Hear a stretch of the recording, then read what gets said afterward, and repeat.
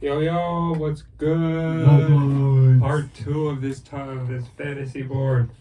Top 10s, Let's go. running backs. Alright, so my first running back here is one that we both agreed on, I've already seen, is Jonathan Taylor. The man, the myth, the legend. You can't, this is how kind of running backs roll. You kind of got to go off the guy that had the best season last year. And JT's that guy. The Colts have a phenomenal running game, and JT just feasts. He just feasts all day. And he almost won the MVP because of it. JT, definitely the number one guy that you should pick up in fantasy. Yeah, definitely. Definitely number one pick in regular leagues, unlike our league, which has quarterbacks scoring 170. But yeah, definitely go ahead and circle him as your number one guy on your board, on your draft board. The reason why I lost was because the Colts were on a bye week, and I had Jonathan Taylor. No, we had Ryan Fitzpatrick again. I had no quarterback.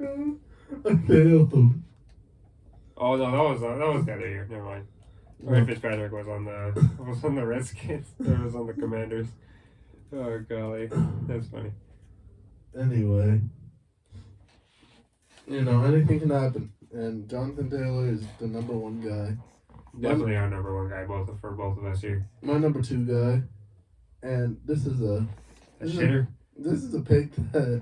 Oh no, we both got the same one again. Oh, we do? Yep. No, Nick Chubb. Chubb. He's dominant. A better Chubb. He's dominant.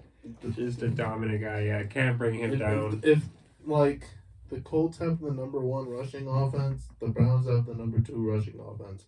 It's just that good. He's just that good. Him and Kareem Hunt are just that good. Exactly. Yeah, that offensive line is very underrated, and it doesn't matter who the quarterback is. All they got to do is hand it to Nick Chubb, and he's going to take care of the rest. They're the definition of running football. They just have to find a quarterback to tie the whole thing in a knot.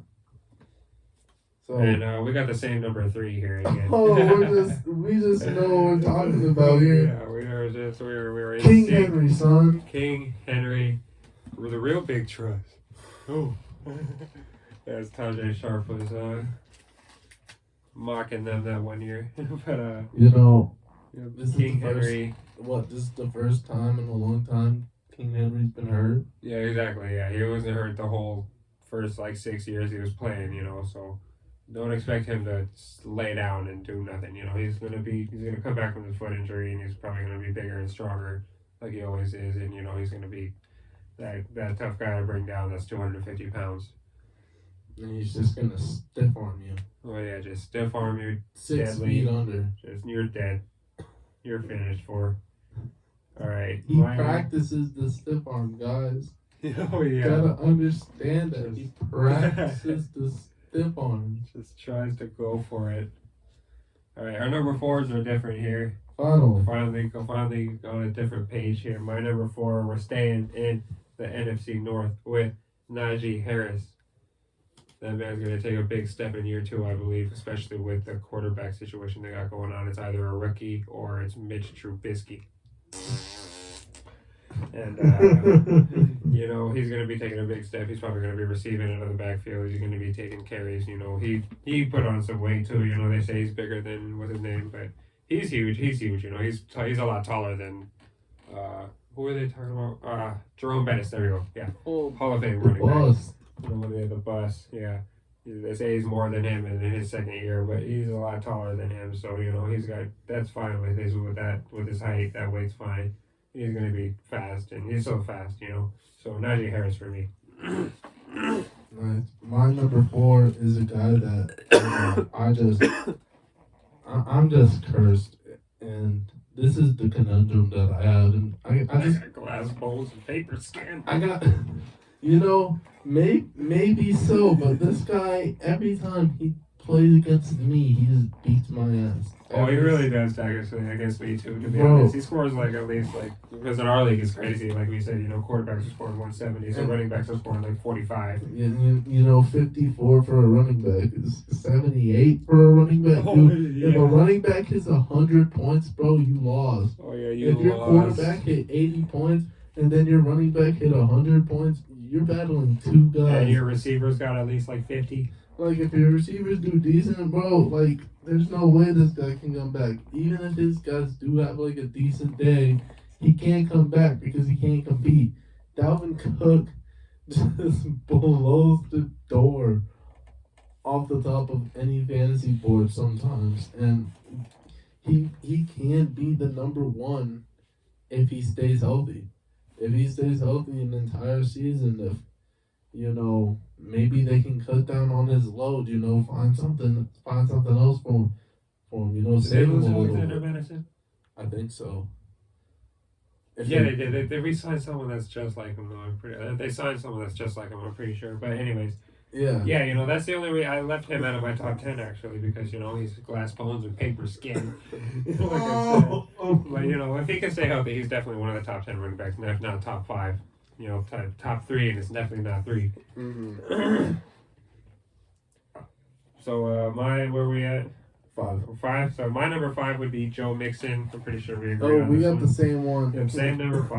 That's Cincy. So- Every time Joe Mixon, this is the same with him and Dalvin Cook. Every time Joe Mixon goes up against me, that man gets fucking 100-some yards, 2 touchdowns, and then more receiving yards on top of it. So he scores like 75, 80 against me all the time. Just like what's going on, man? Like, there's one game, and I had Joe Mixon before. I drafted Joe Mixon before. I had him as a rookie. And like when you see it, when you have him, and then you're watching a Bengals game on the red zone, and then he's just going for 2 yards. Oh, 1 yeah. yard. 2 yards. 2 yards, 1 yard. He's got like 21 carries 3 and like yards. 54 yards. Like, and then you're not getting any points because nothing's ever happening. Then he gets that one run that goes for 54 yards and a touchdown, and you're like, oh, Yeah. and that's all you get for 2 weeks, dog. Like, then he just vanishes. Then he's Doesn't just shit. do anything. Running into brick walls. Eagles are shit.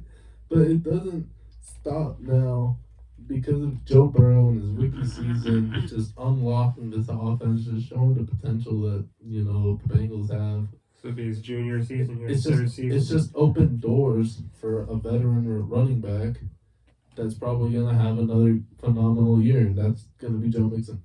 Yeah, definitely another 1,000-yard back at least.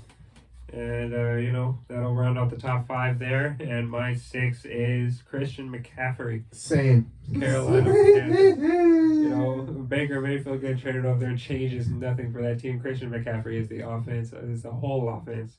DJ Moore is pretty good. So he is pretty good. So I won't give him credit there. But Christian McCaffrey and DJ Moore is it. And it doesn't matter who DJ Moore is getting thrown to, getting the ball thrown by. So. But yeah, it's definitely Christian McCaffrey because he's that dual threat running back that can catch out of the backfield. But this is another case of glass bones and paper skin, which is why I left him out of my top 5. But he can definitely be, like I said with Dalvin Cook, top 3 and today, number 3. Definitely. Well, same as always. It's crazy. But number 7 is where we differ because my number 7 is his number 4, Najee Harris. The boy Najee. I just had to put him there because I really didn't think about it. Dalvin Cook got, a proven running back. Yeah. So you kind of think about it. The Vikings are still a competitive team in the North because the North just hasn't proven anything. The Packers kind of run everything. The Bears haven't really done anything. The Vikings are in limbo, for the majority of the season. And the Lions are bad. Just bad? Just pure bad. That's just all the Lions are. You associate bad with Lions. And then you go to the AFC North, and you're looking at teams that are built for stopping the run. And the Steelers... And running the ball. And running the ball. And the Steelers have had the worst rushing offense for years. And the reason why they drafted Najee Harris in the first round. And Najee Harris, yes, he did have a good season last year. That's why he's only number 7 for me, because I can't put him in an upper echelon of running backs that have been doing it for years. All right, I got kind of a sleeper here for my number 7, and that'll be Damian Harris, New England. The brother. Another Harris here. Another Alabama man. That man was he was a rock for the Patriots, to be honest. And if they got another more games where Mac Jones is throwing three balls a game, they can have more. He can have more success. But yeah, they're definitely going to be leaning on him a lot, especially in Mac Jones' second year. He's going to be more comfortable, but still, they're going to still be leaning on the run game a lot, especially with Bill Belichick. Definitely. I'm not mad at that. I'm not mad at that at all. I didn't even think about that.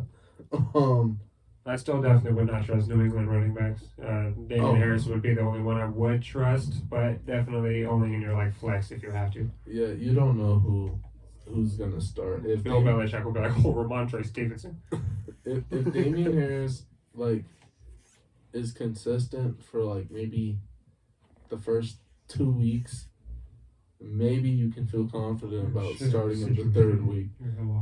But other than that, I forgot a lot of players. No, it's not. It's a good list. Anyway, my number 8 is a guy that I have question marks about being a little overrated in role. He said he hated this man earlier. Yeah, I did. Clifford. But he's still he's still a good running back. There's still barriers, and that's Austin Eckler. You're gonna have the number 1 in my eyes fantasy quarterback, Justin Herbert, throwing you the football. You're still considered the number 1 running back on a pretty subpar, not even subpar, pretty amateur at best running attack for the Los Angeles Chargers.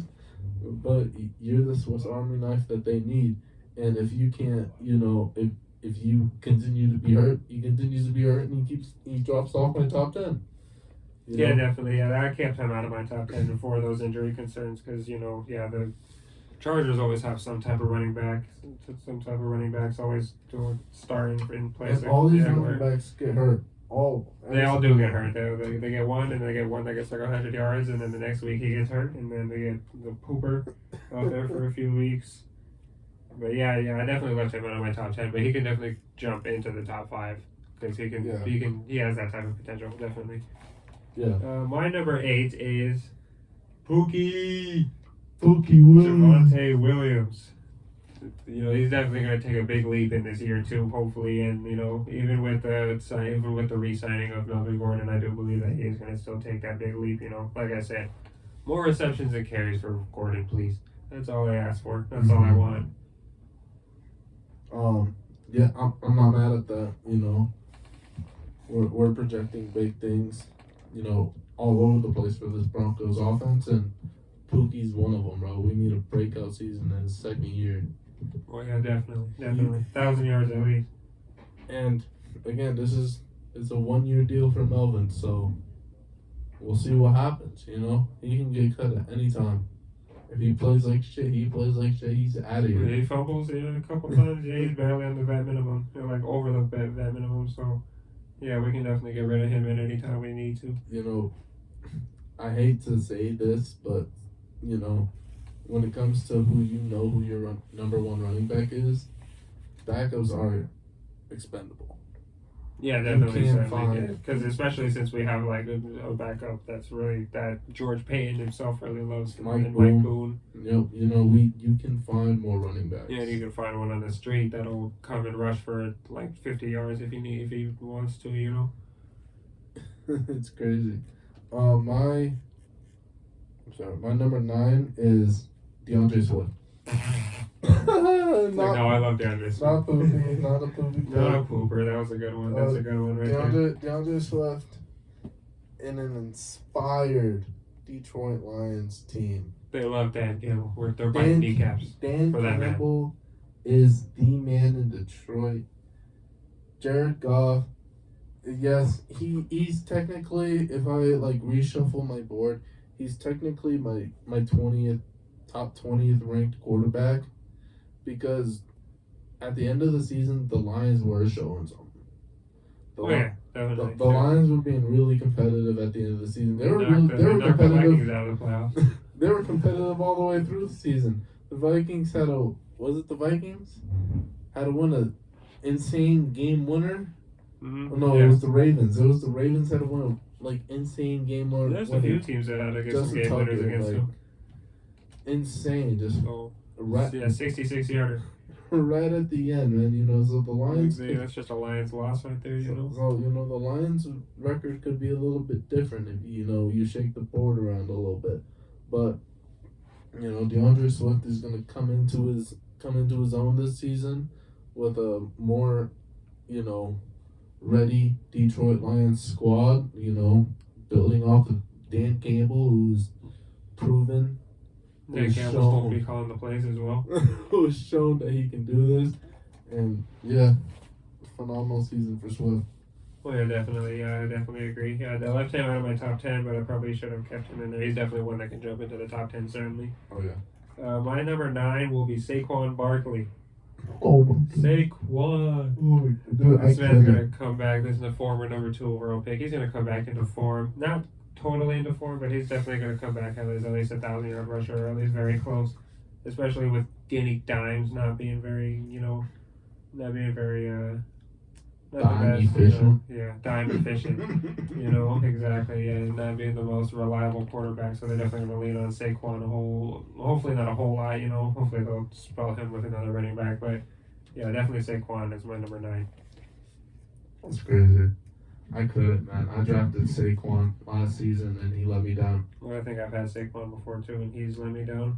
He's let me, he lets fantasy owners down. So, my number 10 is Pookie Williams. Oh yeah, dove into him already. We expect big things out of this Broncos offense, and he's definitely one of the cogs that are expected to have a big season. Definitely. If I wanted to take someone out of my top 10 right now and replace him, I would take Austin Eckler out and replace him with Aaron Jones from the Packers, because Aaron Jones is going to be probably the second most important piece to that Packers offense. Oh yeah, definitely, especially with his ability to catch out of the backfield as well. Like a lot of these running backs do have, these guys. And Aaron Rodgers is probably going to be leaning on him a lot, especially without Devontae Adams. We were talking about Aaron Rodgers in the quarterback video, and we were talking about his limited receiving options. Aaron Jones is one of those options. Definitely. Aaron Jones has been with him, through thick and thin. So this is going to be a guy that, is going to be really dependent on. really going to be pushing for, getting this team the wins that they need. So watch out for Aaron Jones. So I would guess I would say I would put Dalvin, or hold on. I would put Swift 8, put Aaron Jones. I would put Pookie 9th, and I put Aaron Jones 10th. Okay, I see. As a reshift. Yeah. And my 10 would be James Conner. That man was a touchdown machine, and they re-signed him for a reason. They're definitely going to be using him a lot more than they did last season, even though they did use him a lot. But yeah, James Conner is definitely going to be a big piece of that Arizona offense, and touchdown machine. Like I said, over 10. I think what's going to help Kyler Murray a lot, which is probably what's going to help me here with my quarterback option, is the fact that they finally have a guy that could help them in the red zone.